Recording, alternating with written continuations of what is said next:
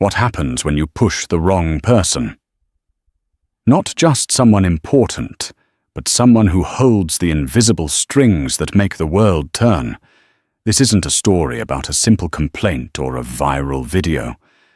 This is the story of how a single act of petty prejudice directed at one black woman in seat 1A triggered a financial earthquake that brought a billion-dollar airline to its knees. It's a story of calculated revenge, of immense power, wielded from the shadows. But it's also a story of how that same power, once unleashed, can spiral into a nightmare, forcing our hero to confront a devastating consequence she never saw coming. Get ready, because the story of Dr. Serafina James is about to unfold. The hum of the Global Air Alliance first-class lounge at JFK was a carefully orchestrated symphony of privilege, the gentle clinking of ice in glasses, the hushed murmur of conversations about stock options and summer homes in the Hamptons, the whisper-soft tread of attendants offering warm towels and champagne. For Dr. Serafina James, it was a necessary decompression chamber. The past 4 days had been a grueling marathon, a cardiothoracic surgery conference, where she had presented 2 papers and moderated 3 panels. She was a leader in her field, a woman who held literal hearts in her hands and stitched them back to life. She was exhausted down to her bones, and the thought of the lie-flat seat in row 1 of Flight 88 to London was the only thing pulling her forward. Her boarding pass clutched in her hand was a promise of 7 hours of quiet solitude. Seat 1A, the prime real estate of air travel. She had booked it months in advance, paid the full fare from her own pocket, and was looking forward to nothing more than a glass of water, a sleeping pill, and oblivion.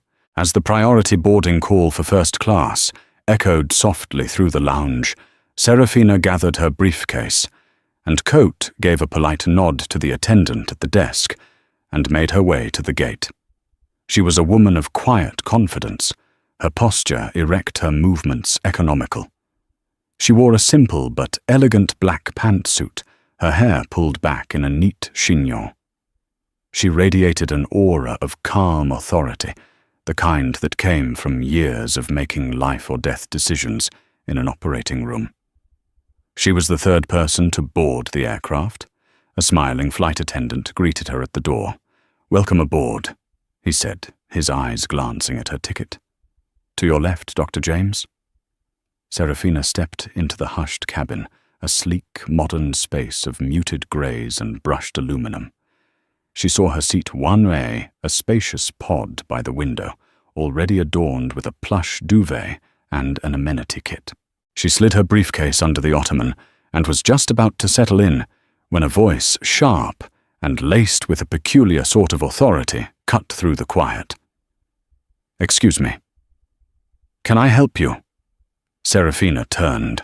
The voice belonged to a flight attendant who appeared to be in her late 40s, with tightly coiffed blonde hair and a name tag that read Brenda. Her smile was a thin, painted-on line that didn't reach her eyes. "I'm fine, thank you," Serafina replied politely. "Just getting settled." "May I see your boarding pass?" Brenda asked, her hand outstretched. It wasn't a request, it was a demand. Slightly taken aback, Serafina retrieved the pass from her pocket and handed it over. Brenda examined it for a fraction of a second, too long, her eyes flicking from the paper to Serafina's face and back again. "There seems to be a mistake," Brenda said, her voice now carrying a note of rehearsed concern. "This seat is already assigned." Serafina frowned. "That's not possible. I selected this seat when I booked my flight 6 months ago. My pass says 1A. The system sometimes has glitches." Brenda said, the explanation sounding hollow, even to her own ears. "We've had to do some last-minute reseating. I'm afraid I'm going to have to ask you to wait by the galley while we sort this out." A cold knot began to form in Serafina's stomach. She had seen this play before, though never directed at her so brazenly. It was the subtle, corrosive acid of doubt, the suggestion that she, a black woman in a first-class cabin, must be an anomaly, a mistake in the system. Just then, an older white couple, the Hendersons, bustled into the cabin.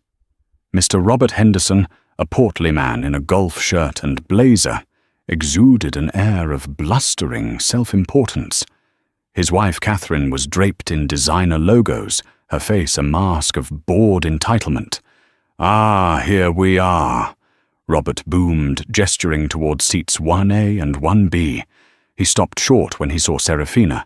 He didn't look at her but passed her towards Brenda. "Is there a problem here?" Brenda's entire demeanor shifted. Her smile became genuine accommodating. "No problem at all, Mr. Henderson. We're just clearing up a small seating confusion. Please give us one moment." She turned back to Serafina, her voice dropping back into its firm official tone. "Ma'am, if you'll please step aside." Serafina did not move. Her exhaustion was rapidly being replaced by a cold, clear anger. "What is the nature of the confusion?" she asked, her voice steady and low. "My pass says 1A. The seat is empty. I am here. Where is the discrepancy?" "It's a weight and balance issue." Brenda snapped, her patience clearly wearing thin. "The captain needs to redistribute passengers. It's a safety requirement." This was a well-known flimsy excuse, and they both knew it. Moving one passenger 10 feet from row 1 to row 3 would have a negligible impact on the balance of a 200-ton Boeing 777. It was an insult to her intelligence. "I see," Serafina said, her gaze unwavering. "In that case, I'd be happy to see the new manifest showing the updated seat assignments for weight and balance." Brenda's face tightened. "That's proprietary airline information. Now I am not going to ask you again. Please move to the galley, or I will have to call the ground supervisor." "Please do," Serafina said calmly. "I'd like to speak with him." The Hendersons watched the exchange with a mixture of impatience and amusement. Catherine leaned in and whispered something to her husband, who let out a short, derisive chuckle. The sound grated on Serafina's nerves more than anything else. It was the sound of casual cruelty, of people who had never been questioned, never been told they didn't belong. Brenda, incensed, spoke into the intercom. "Mark, I need you on board. We have a passenger refusing to cooperate." A few minutes later, Mark, the gate supervisor, arrived. He was a man who looked perpetually harassed. His uniform slightly rumpled his tie askew. He avoided Serafina's eyes, speaking directly to Brenda. "What's the situation?" "This passenger is refusing to vacate seat 1A, Brenda said, playing the victim. "We have a last-minute equipment change that necessitated a reseating, and she is being disruptive." Another lie. The aircraft type was the one listed on her ticket. Mark finally turned his weary gaze on Serafina. "Ma'am, I understand your frustration, but we need to get this flight out on time. We have a perfectly good seat for you in row 4. "I don't want a perfectly good seat in row 4, Serafina said, her voice dangerously quiet. "I want the seat I paid for the seat that is printed on my boarding pass. I have not been given a single credible reason for this change. I've been given 3 different contradictory lies, a system glitch, a weight and balance issue, and now an equipment change. Which one is it?" Mark's face hardened. He was a man of procedure, not of reason. This was an obstacle to his on-time departure metric. "Ma'am, the flight crew has final say on all seating. If you continue to refuse to cooperate, you will be in violation of federal aviation regulations, and we will have to deplane you." The threat hung in the air. The other first-class passengers were now watching openly, some with sympathy, others with annoyance. Mr. Henderson cleared his throat loudly. "For God's sake, can we get this show on the road?" Some of us have connections to make. That was it. The final push. Serafina looked at Brenda's triumphant smirk. She looked at Mark's bureaucratic indifference. She looked at the Hendersons, who were already mentally placing their belongings in her space. And in that moment, she made a decision. "You are making a grave mistake," she said, her voice devoid of any emotion. She picked up her briefcase. She did not look at the Hendersons as they slid past her into seats 1A and 1B. She walked head held high to the front of the plane. But she didn't walk off.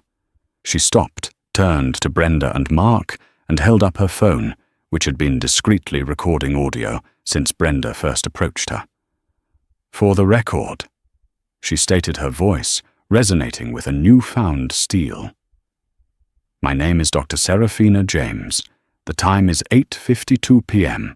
You, Brenda, and you, Mark, have just removed me, a ticketed full-fare first-class passenger, from my assigned seat without cause in order to give it to another passenger. You have provided multiple conflicting and demonstrably false justifications for this action. I am now complying with your order to deplane under threat. This is not over." She turned and walked down the jet bridge, the humiliation a hot cloak around her shoulders. But beneath the humiliation, a different fire was being kindled. It was a cold, precise, and utterly unforgiving fury. She wasn't just a doctor. Her life's work wasn't just in the operating theatre. She sat on boards. She consulted. And she held a position of such staggering financial power that the CEO of Global Air Alliance himself would have carried her luggage onto the plane had he known who she was. As she stepped back into the terminal, the indifferent chaos of the airport swirling around her, she found a quiet corner, sat down, and opened her laptop. They thought they had removed a problem. They had no idea they had just boarded a catastrophe. The glow of the laptop screen cast a cool blue light on Dr. Serafina James's face, a stark contrast to the burning indignation within her. The ambient noise of JFK Airport faded into a dull roar. In her mind, there was only silence and focus. This was her other operating theatre. There were no scalpels or sutures here, only data contracts and immense invisible rivers of capital. For Serafina's second less public profession was as the chief risk officer for Sterling Thorne Bank, one of the largest and most influential private financial institutions in the world. Her job, in essence, was to see the future, to analyze every potential threat to the bank and its investments, from geopolitical instability and market fluctuations to, as it turned out, the catastrophic liability of corporate bigotry. Global Air Alliance was not just an airline she flew with. They were a major client. Sterling Thorne held their primary revolving credit facility, a colossal line of credit amounting to $750 million. It was the airline's lifeblood, the fund they used for daily operational costs, paying for jet fuel, covering payroll for their thousands of employees, settling airport landing fees across the globe. Serafina hadn't just reviewed the terms of that credit line. She had personally helped structure them. She knew its covenants, its clauses, and its vulnerabilities better than the airline's own CFO. Her fingers flew across the keyboard. This was no longer about a stolen seat. This was a clinical risk assessment. Subject: Global Air Alliance. GAA. Incident: discriminatory removal of a passenger from a premium cabin. Agent's flight attendant. Brenda ID number to be ascertained. Ground supervisor. Mark ID to be ascertained. Evidence: audio recording of the event. Boarding pass. Witnessing passengers. Potential liabilities. 1. Legal: a high-profile discrimination lawsuit. With a plaintiff of her standing, this would not be a quiet settlement. This would be a media circus, potentially leading to class action status. Estimated legal exposure: $510 million. 2. Reputational. In the age of social media, a story like this, verifiable with a credible victim and clear antagonists was a brand killer. Boycotts, public condemnation, the kind of reputational damage that takes years and hundreds of millions in marketing to repair. 3. Financial, the direct consequence of the above. A stock price plunge, a drop in premium cabin bookings, their most profitable sector. She paused, her jaw tight. She was assessing her own potential lawsuit as a financial threat to her own bank's investment. The irony was bitter. Now she moved to the solution. Deep within the labyrinthine legal document governing the $750 million credit facility was a clause she herself had championed, Section 9, subsection C, the Material Adverse Change Clause, with a special addendum on reputational risk. It stipulated that if the borrower, GAA, engaged in any activity that could reasonably be expected to cause significant reputational harm, thereby jeopardizing its future revenue and ability to service its debt, the lender Sterling Thorne had the right to immediately freeze all access to the credit line pending a review. It was a nuclear option designed to protect the bank from a client spiraling into self-destruction. It was time to press the button. Her first call was to David Chen, the bank's head of legal, a brilliant and notoriously aggressive lawyer who was usually asleep at this hour in London. He answered on the first ring, his voice instantly alert. "Serafina, it's 2 a.m. here. Is the world ending?" "Not yet, David, but it's about to, for one of our clients," she said, her voice a flat line. "I need you to pull up the GAA credit agreement, specifically Section 9, subsection C." She explained the situation clinically and without emotion, recounting the lies, the humiliation, the names, the recording. She sent him the audio file. There was silence on the other end of the line as he listened. When he spoke again, all traces of grogginess were gone. "My God, Sefi," he breathed. "They are monumentally stupid. The language is clear. A public-facing incident of this nature with a plaintiff of your profile, this absolutely constitutes a reputational risk event. It's not just a breach. It's a textbook example of why we wrote that clause." "That's what I thought," Serafina said. "I'm invoking it. I'm freezing the facility." "Are you sure?"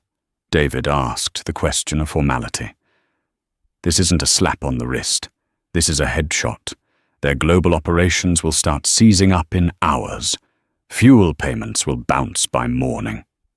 They threatened me with federal aviation regulations for wanting the seat I paid for," Serafina said, a flicker of heat finally entering her voice. "They chose to treat me not as a person, but as a problem to be removed. I am now treating them not as a client, but as a risk to be neutralized. Prepare the official notices. I want them sent to their CEO and CFO at 6 a.m. sharp." Her next call was to Maria Flores, the bank's no-nonsense head of corporate credit operations based in the New York office. "Maria, I need you to execute an immediate effect hold on the Global Air Alliance revolving credit facility account, number 734GAA1. Authorization code Sierra Tango 90 Alpha. Maria, a veteran who had seen everything, didn't even question the order. The authorization code was from the chief risk officer herself. It was unimpeachable. "Hold confirmed, Dr. James. Is there a reason code I should enter? Reputational risk covenant breach. Section 9C, Serafina stated. Effective immediately. Understood. The line is frozen." Serafina closed her laptop. It was done. She hadn't screamed or cried or posted a viral video. She had simply identified a vulnerability and surgically systematically cut off the blood supply. She booked a room at the airport hotel and a seat on the first American Airlines flight to London in the morning. She would sleep for a few hours, and by the time she woke up, the world would have changed for Global Air Alliance. Meanwhile, at 35,000 feet, somewhere over the Atlantic, Flight 88 soared through the darkness. Brenda, having finished her service, was chatting with a colleague in the galley. "You should have seen her," she said with a laugh. "So high and mighty. You get one of these types every now and then. Think they own the place." In seat 1A, Robert Henderson was snoring loudly, a half-empty glass of brandy on the table beside him. He was blissfully unaware that the corporate giant he so admired was already beginning to hemorrhage. The first sign of trouble appeared at 4:15 a.m. Eastern Time. A fuel payment for a flight leaving Singapore was automatically rejected. The system flagged it as an anomaly. At 4:30 a.m., a batch payment for landing fees at Heathrow failed. At 5:00 a.m., the entire North American payroll transfer, scheduled to be released for the week, was blocked. In the 24-hour Global Operations Center of GAA headquarters near Dallas, red lights started flashing on a monitoring board that had been green for years. The night shift controller, a young man named Kevin, stared at the screen in disbelief. He called his supervisor, who called the Deputy Director of Treasury, who after a frantic 10 minutes of verification made the call that nobody ever wants to make. At 5:45 a.m., the bedside phone of Michael Corrigan, the CEO of Global Air Alliance, rang with a piercing urgency. He was a man accustomed to power, to smooth operations and soaring profits. "What is it?" he barked into the phone. "Mr. Corrigan, it's Richard Davies in Treasury. I'm sorry to wake you, sir, but we have a catastrophic financial event in progress." "What the hell are you talking about, Richard?" "Our credit line, sir. Our main facility with Sterling Thorne. It's been frozen. All of it. Nothing is going through. Fuel, payroll, airport fees.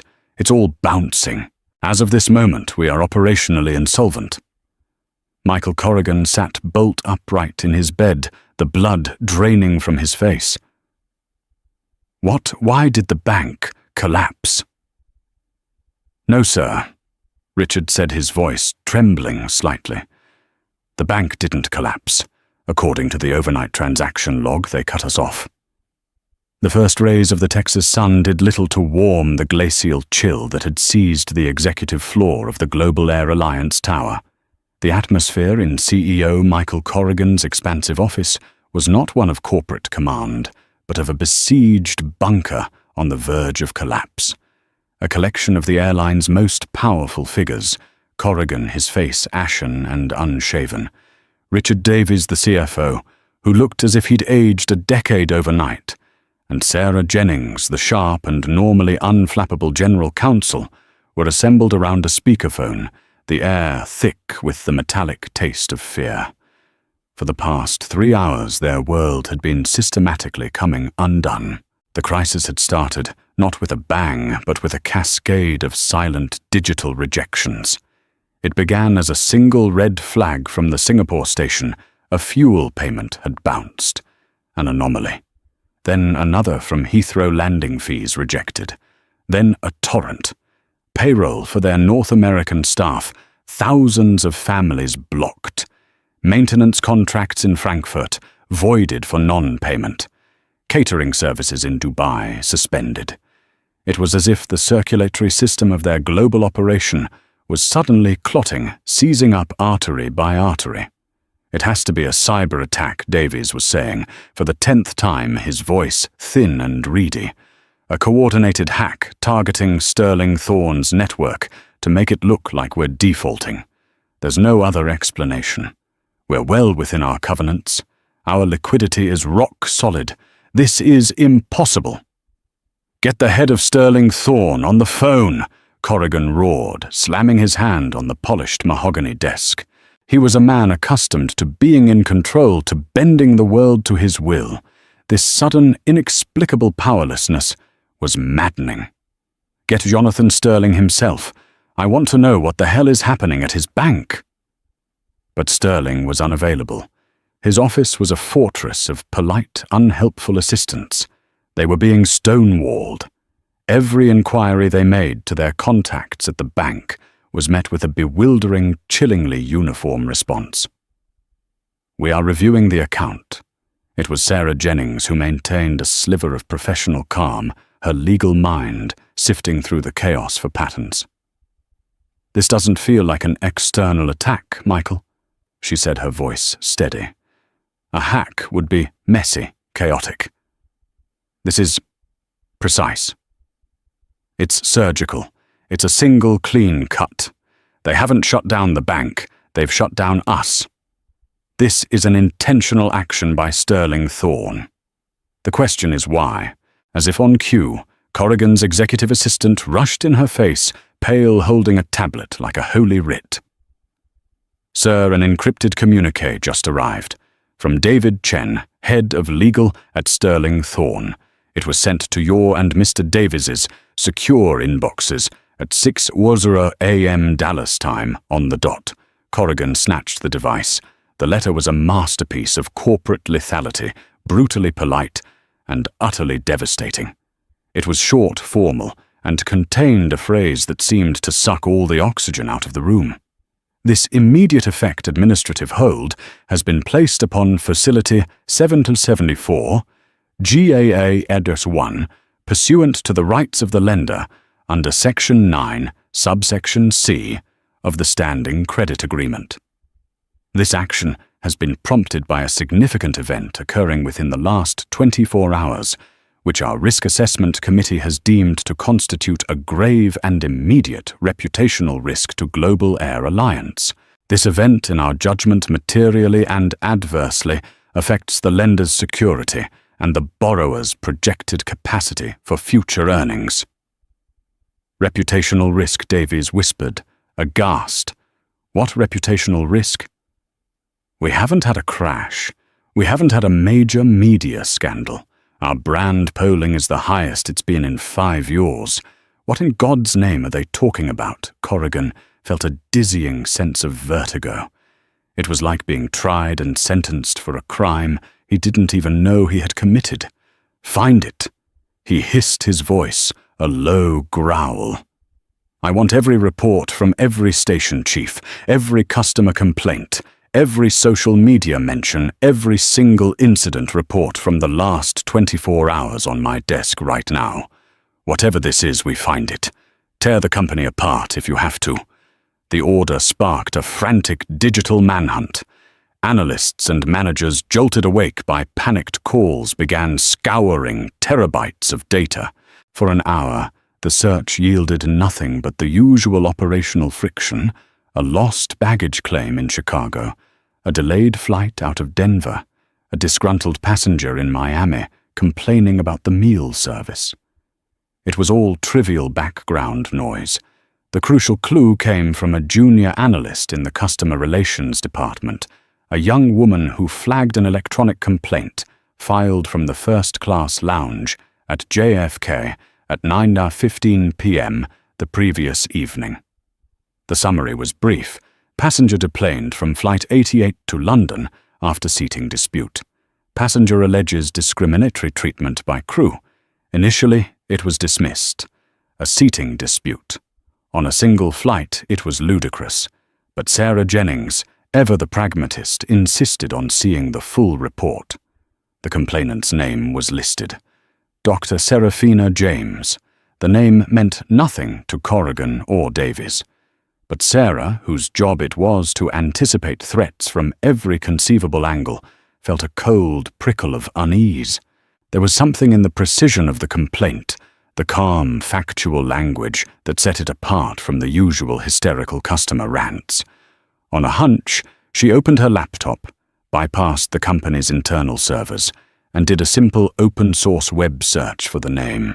The first results were what one might expect: articles in prestigious medical journals, press releases from a London hospital lauding its chief cardiothoracic surgeon, photos from medical conferences.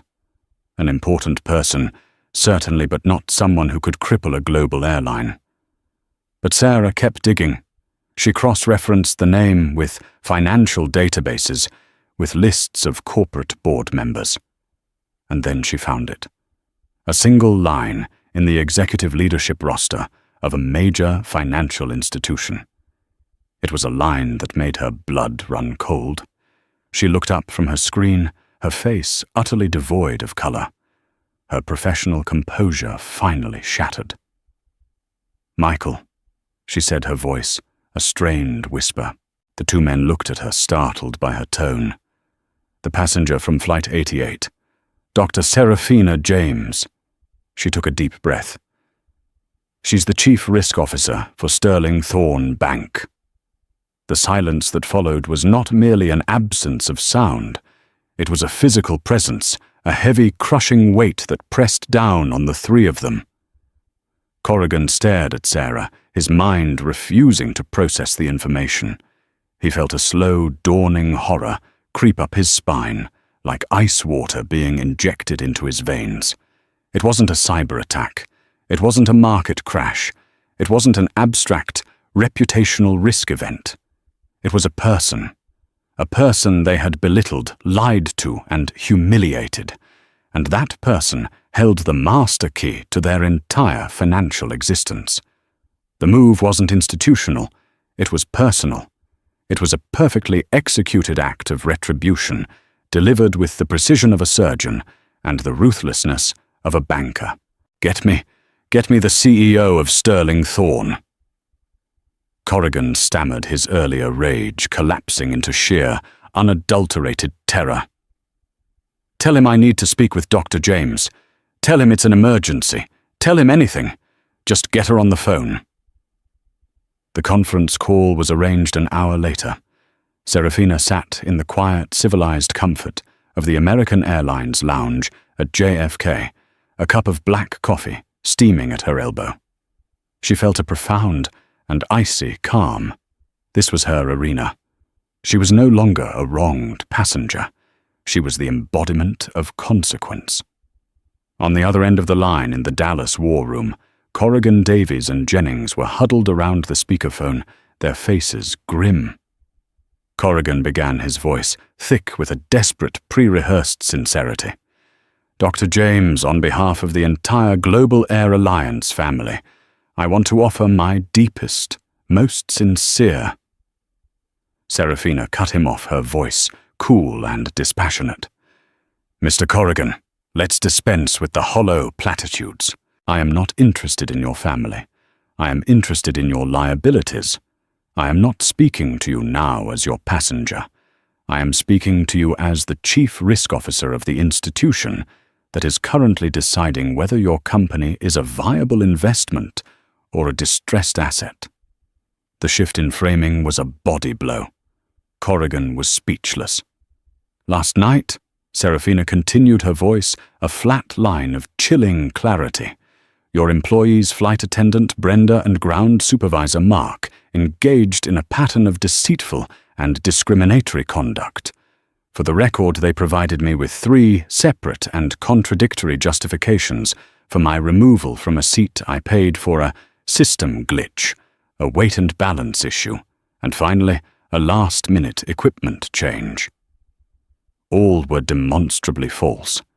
The true reason my subsequent inquiries have revealed was to accommodate a Mr. Robert Henderson, a passenger whose only distinguishing characteristic appears to be his status as a donor to a political action committee on which one of your board members sits." A strangled gasp came from Davies's side of the room. She hadn't just identified the problem. She had performed a full autopsy and uncovered the rot beneath.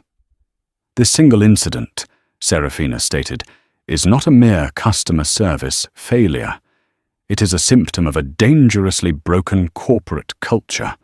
It reveals a lack of training, a failure of oversight, and an environment where employees feel empowered to lie to and discriminate against customers with impunity. In the current social and legal climate, this represents a multi-million-dollar lawsuit waiting to happen. You are a walking, talking, flying reputational risk. As such, you are in flagrant breach of Section 9C of your credit agreement. The hold will remain in place until a comprehensive and satisfactory remediation plan is presented to my office." Corrigan, utterly broken, finally found his voice. What do you want?" "This is not a negotiation," Serafina said. "These are the minimum requirements to even begin a conversation about restoring your credit." 1. The immediate and permanent termination of Brenda and Mark. 2. A lifetime ban from all Global Air Alliance services for Robert and Catherine Henderson. 3. A public unreserved apology issued by you personally acknowledging the failure. And 4.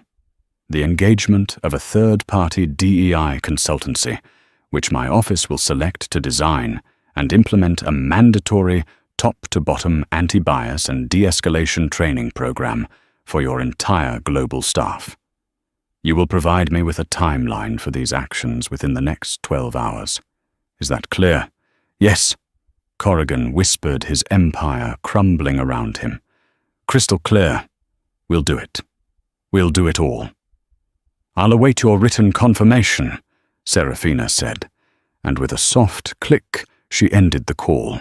She placed her phone on the table and took a slow, deliberate sip of her coffee.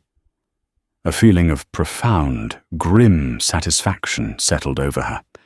It was the feeling of a complex surgery, successfully completed, of a malignancy cleanly excised. She had faced down arrogance and prejudice, and she had won. Not through shouting or social media shaming, but through the cold, hard, undeniable application of power. Justice had been served. It was in that quiet moment of triumph that her other phone, the hospital phone, began to ring, its shrill tone alien in the calm of the lounge. She glanced at the screen. Dr. Ben Evans. A wave of exhaustion hit her. She was still on call a world away. She answered, ready to discuss a patient's chart or a surgical schedule. But the voice on the other end was frantic, laced with a kind of panic that she knew all too well. It was the sound of impending, irreversible loss. For a single triumphant moment, Dr. Serafina James was a goddess of the modern age, a deity of finance and consequence.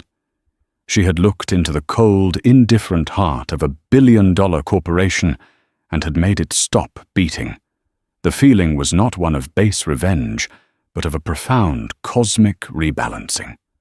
It was the clean, satisfying click of a dislocated joint being set back into place.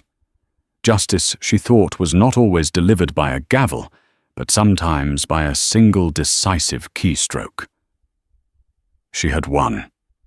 It was precisely at that apex of victory that her other phone, the one tethered to her life of saving lives, began to vibrate. The screen lit up with a name, Dr. Ben Evans, Chief of Surgery. His calls outside of scheduled hours meant one of two things: a surgical consult of baffling complexity or a tragedy. "Ben, what is it?" she asked, her voice still carrying the crisp authority from the call with Corrigan. The voice that came back was frayed, stretched thin by a terror she recognized instantly. It was the sound of a surgeon watching a perfect procedure spiral into uncontrollable bleeding. "Sefi, thank God I reached you. We have a nightmare situation here." "Talk to me, Ben," she said, her posture straightening her mind, instinctively shifting from corporate warfare back to the familiar terrain of medical crisis. "The transport for the Henderson heart, it's gone sideways." The name Henderson was a dissonant chord, a bizarre echo from her other battle. But this was a different Henderson, a 12-year-old girl named Lily, whose case file Serafina could visualize with perfect clarity, the enlarged, weakened chambers of her heart on the ultrasound, the desperate hope in her parents' eyes, the months of waiting. A perfectly matched donor heart, a 1-in-a-million miracle had been found in Boston. It was Lily's only chance. The floor of the Admiral's Club lounge seemed to drop away. The hum of the airport, the distant announcements, the clink of glasses, it all rushed into a roaring vacuum. "What do you mean, gone sideways?" She managed to ask, the words feeling thick and foreign in her mouth. "It was booked on the first flight this morning. Priority medical courier. I saw the confirmation myself. It was, Ben said, his voice cracking with the stress of a man watching a clock tick down on a child's life. It was on Global Air Alliance, Flight 21 from Boston to London. But the flight's been cancelled, not just delayed. Cefi cancelled. They're saying all their transatlantic operations are suspended, some kind of catastrophic operational failure. The courier is stranded at Logan Airport, and the heart is sitting in a damn cooler box. Cefi, you know what this means. The ischemic time. We're burning through it. We have maybe 6 hours left max before the tissue damage is irreversible. That little girl is on a gurney prepped for surgery right now. We're going to lose the heart. We're going to lose her. The world didn't just tilt, it inverted. The cold, clean satisfaction of moments ago curdled into a thick, choking bile of horror. Her power, her surgical, precise, righteous revenge, her demand for justice, her financial warfare. She hadn't just grounded an airline. She had grounded a miracle.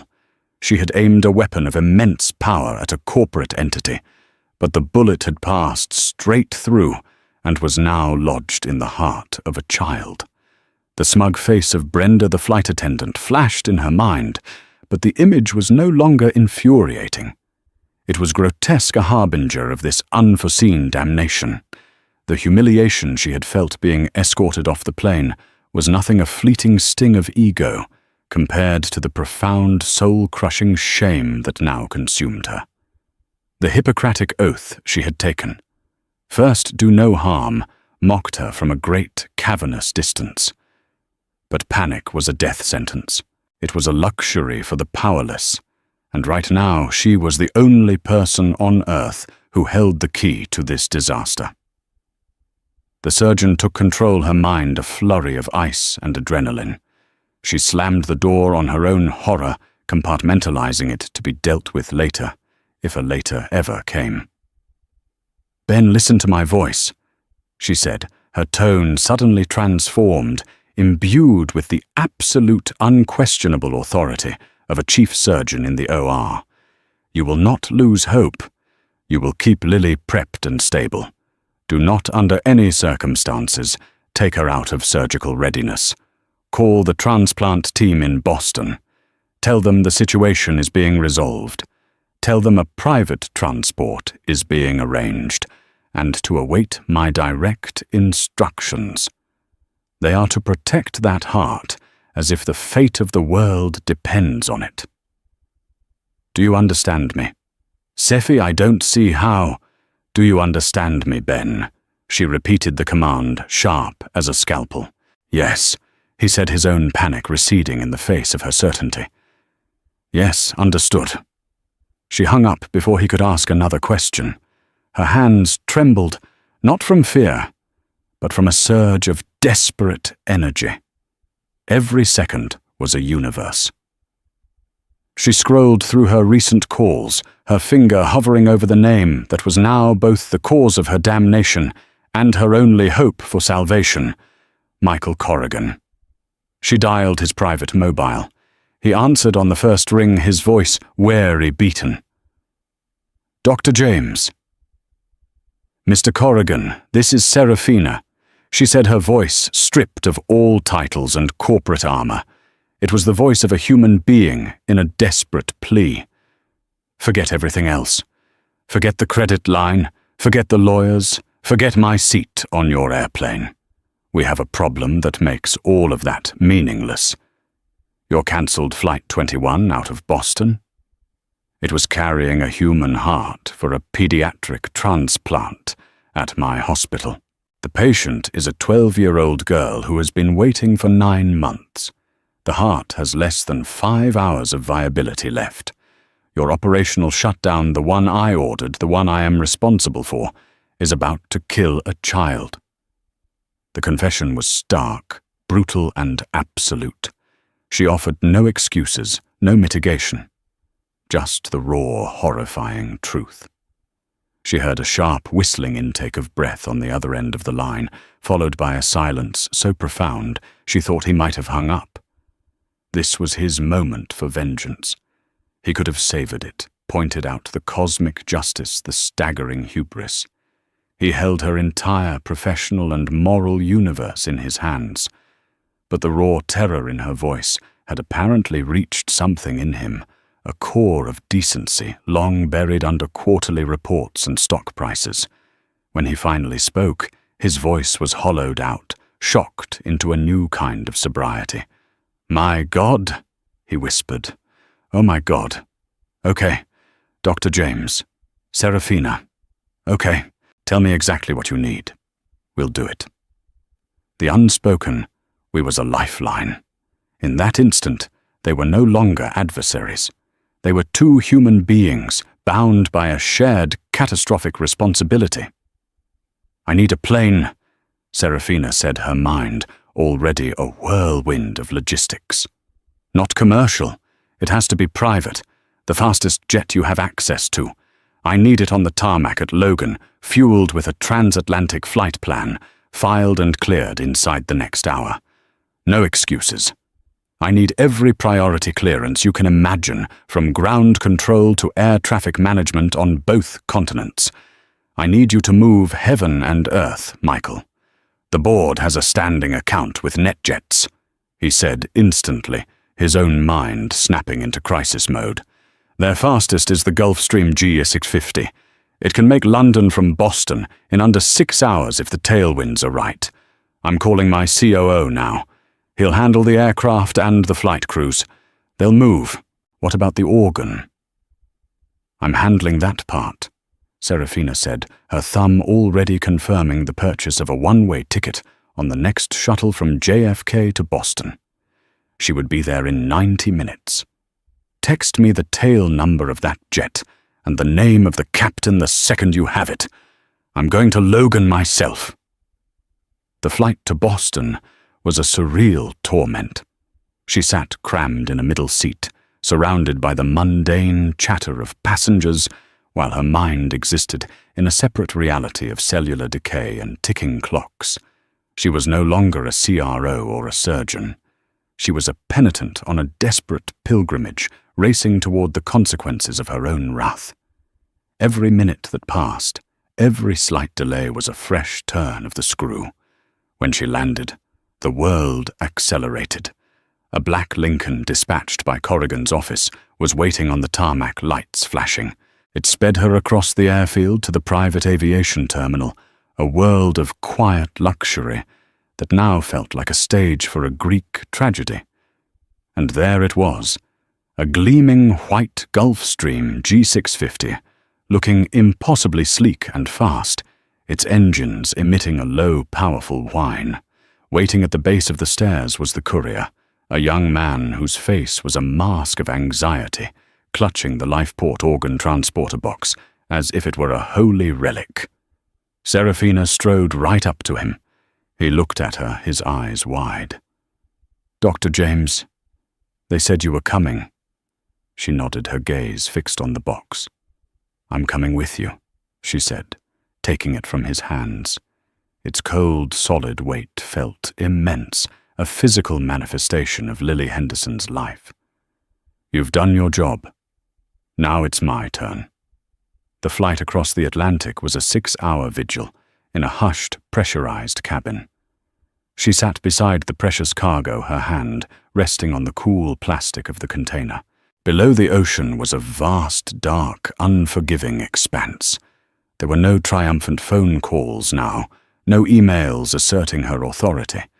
There was only the steady hum of the engines and the frantic, silent prayer of her heart. She thought about power, how she had conceptualized it as a tool, a weapon to be wielded. But it wasn't. It was a current, a river. And if you weren't careful, you could be swept away by it, drowning everything you cared about in your wake. They landed at a private airfield near London, with less than an hour of viability remaining. The jet's engines were still winding down when the thumping whump, whump, whump of helicopter blades filled the air. A medical helicopter arranged by Ben Evans settled onto an adjacent helipad. The transfer was a blur of motion. Serafina, carrying the box, ran across the tarmac, the wind from the rotors tearing at her clothes. She didn't stop until she was at the open door of the chopper, where Ben himself was waiting. She handed the box to him. Their eyes locked. In his gaze, she saw not accusation, but a profound, shared understanding of the stakes. No words were needed. He gave a single sharp nod, and the helicopter lifted off, banking hard toward the city. Serafina stood alone on the tarmac, watching it disappear, the sound of its blades fading, until there was only the wind and the pounding of her own heart. She had done all she could. The fate of Lily Henderson was now back in the hands of surgeons, where it should have been all along. Utterly spent, she went not to a hotel or a lounge, but found her way to the hospital chapel, a quiet, simple room she hadn't entered since her residency. She sat in a wooden pew and let the full weight of the last 24 hours crash down upon her in the silent, humbling presence of a power far greater than her own. 2 days later, Michael Corrigan met her in the hospital cafeteria. He was a changed man. The arrogance was gone, replaced by a quiet gravity. He looked older, wearier, but also more human. "The surgery was a success," Serafina told him before he could even ask. "Lily is in stable condition. The heart is performing perfectly." Corrigan closed his eyes and leaned his head back, a long, shuddering sigh of relief escaping his lips. "Thank God," he breathed. He slid a folder across the Formica table. "This is our action plan. As we discussed, Brenda and Mark's employment has been terminated. The Henderson couple has a lifetime ban. We've retained a top-tier DEI firm to conduct a root and branch overhaul of our training and policies, and the board has approved my proposal for a $1.5 million donation to this hospital to fund a new pediatric cardiology wing." He paused. "We'd like to name it the Dr. Serafina James Wing for Pediatric Excellence." A week ago, she might have accepted it as her due. Now the idea felt obscene. "No," she said softly but firmly. "You will name it the Lily Henderson Wing. You will name it for the little girl who almost paid the price for our arrogance. Let it stand as a permanent reminder for your airline, and for me that behind every system, every transaction, every seat assignment, there is a human life with a story. That is the lesson here." Corrigan nodded slowly, accepting her terms without argument.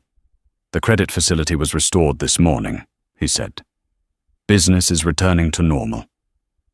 "Good," she said.